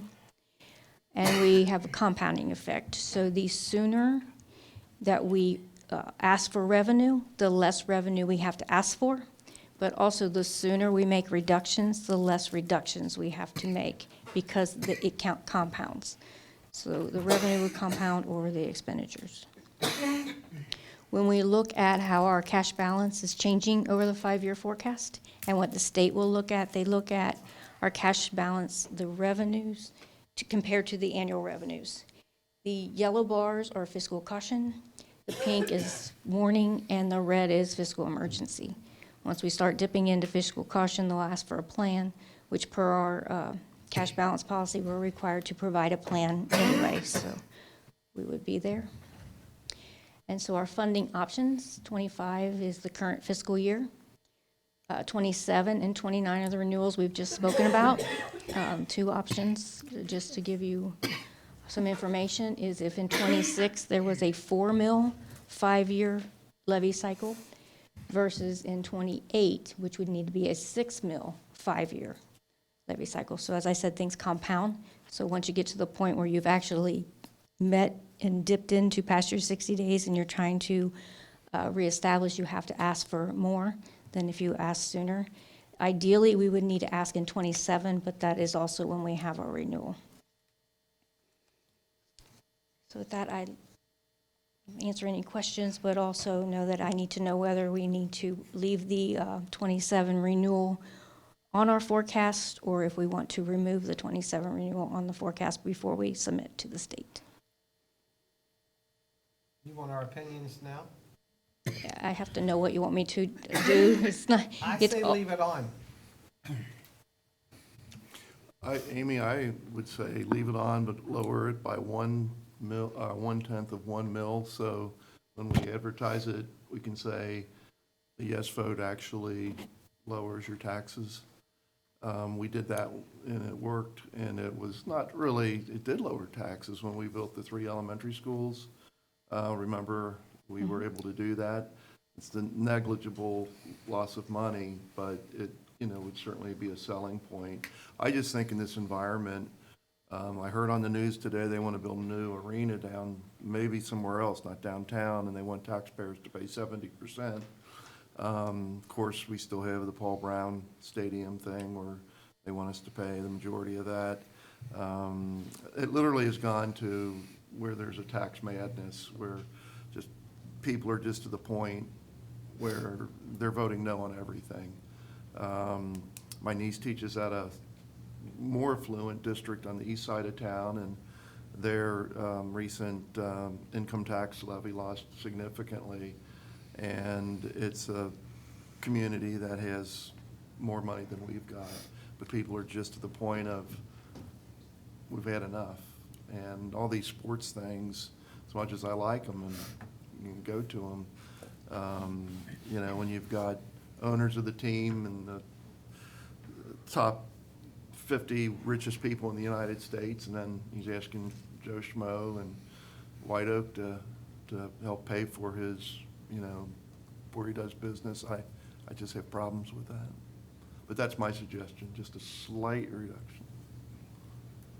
What would that be dollars-wise, and what would you cut? Well, if we cut 1/10 of 1 mil, it's not lying, it does reduce taxes. But something would have to be cut from the operations then. Well, Amy, if you would go back to that slide from all the administrative people at the high school, it's like your 5th slide from the very beginning. I was looking at that in amazement, the number of deans and instructional specialists.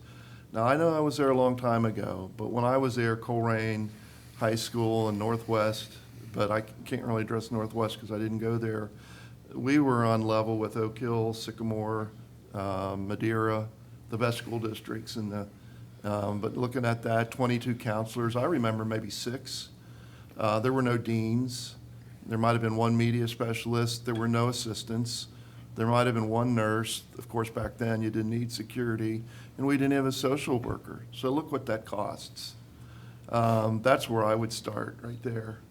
There's Some of them are state mandated. we need all of those. Well, We but probably need more of those people right there. I'm just telling you, if you ask me where we would cut. I You're not know, I cutting, get it. It's I would just a not. different time, Chris. I know it's when we were different. in high- I when mean, we were in high school. We didn't have security back then, Jim, I know, But 146 assistants, I don't remember any assistants. A lot of our kids need one-on-one attention. Well, okay, but, you asked me where I would cut. Yeah, no, And I'm that just- would be a place, 22 counselors, Mr. Gibson and Miss Cook, and a 3rd lady, that's all I remember. And we had, a lot more students back then than we do now.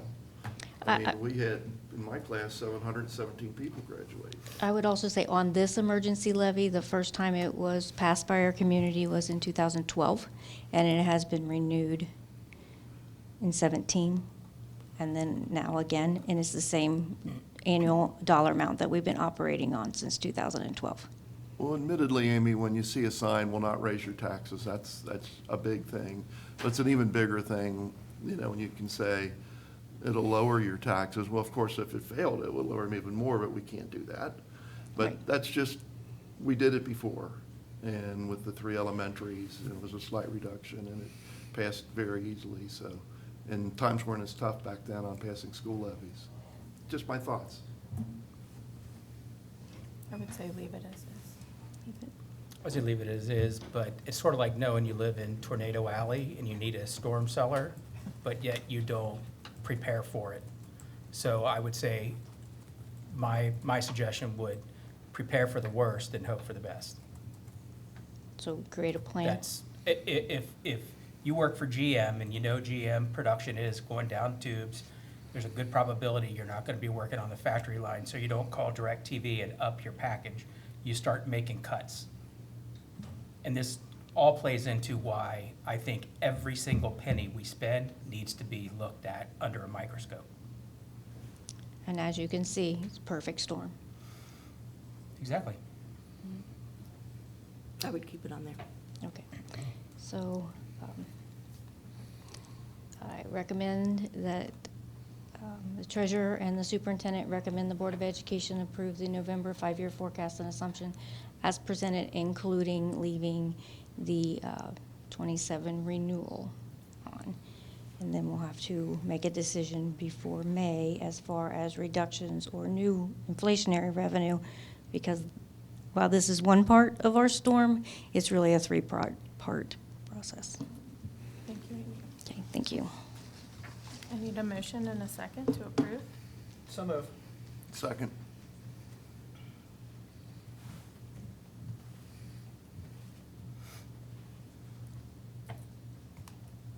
Amy, just curious, how many hours you put into generating that? Lots. Thank you. Sorry, lines. And Amy, one more question. 1/10 of a mil is how much money? 220,000 Well, shoot, that'd pay for our new office space annually, annually, times 10, times 10. 2.2 million. 1/10 of a mil? It's Wow. a 10-year emergency levy, Okay. 200,000 a year. I didn't know. Okay, thank you. All right, so just a couple of things, reminding everyone that on December 2nd, we are having a work session at Houston with the Board of Education to review the report card data.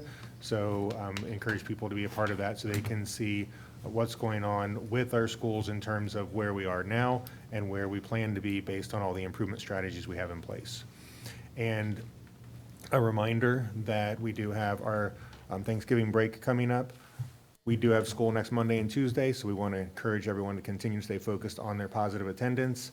We saw a lot of students who have perfect attendance, so we want to make sure they maintain that. So Monday and Tuesday next week are school days, but we encourage everyone that Wednesday through Friday to take time to reflect, be thankful, and be with the people that mean the most to them and to share with them how much they mean. So encourage people to just be reflective and thankful during this time, and hope that everyone has a safe holiday season.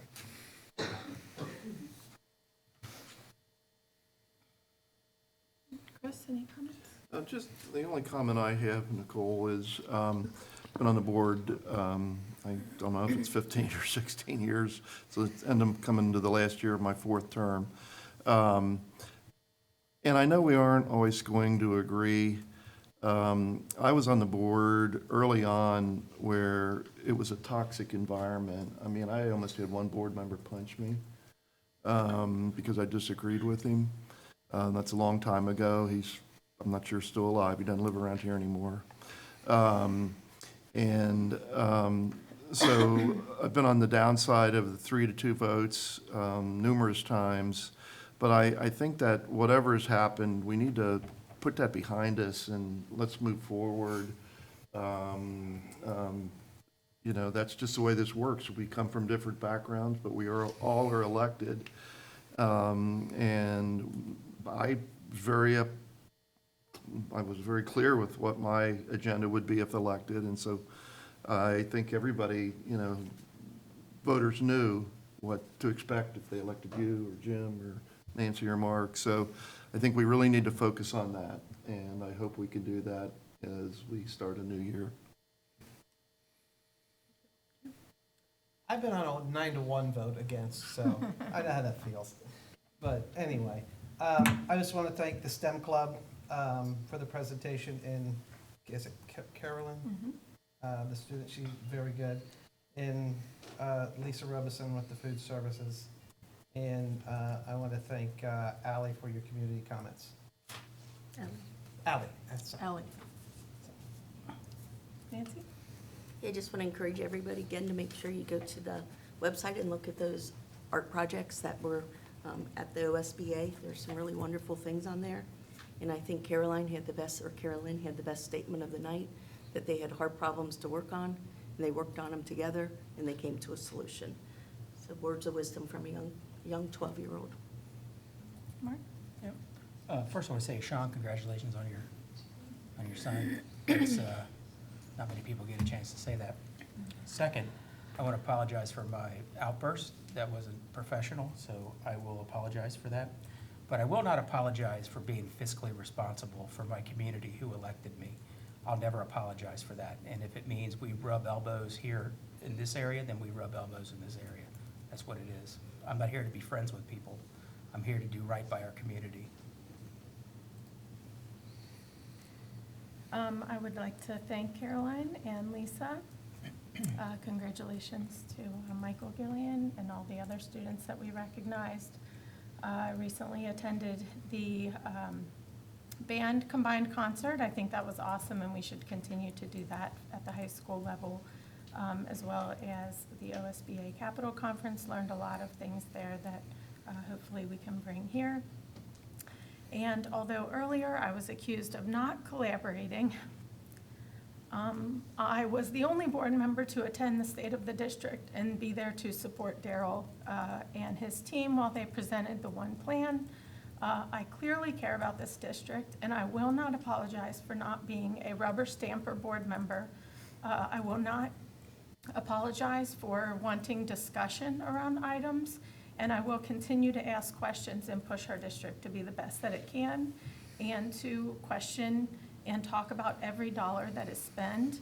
I will also, although I'm not doing it right now, I will not apologize for smiling at someone while they are talking to me. I think it's ridiculous that we would treat people that way, and I hope that we can collaborate and be respectful to each other and continue to work together, even though we will not always agree up here. That's not what we were elected to do. I will continue to do what I think is in the best interest of our students and our community. And at this time, we will go to executive session. We do have an executive session tonight, so the superintendent recommends that the Board of Education approve the motion to move into executive session to consider the employment and/or compensation of a public employee. So moved. Second.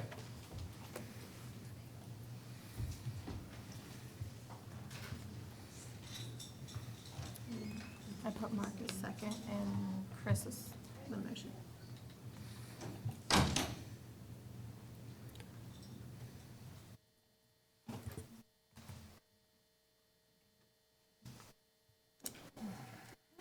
Just a reminder, when we return from executive session, no further business will be discussed.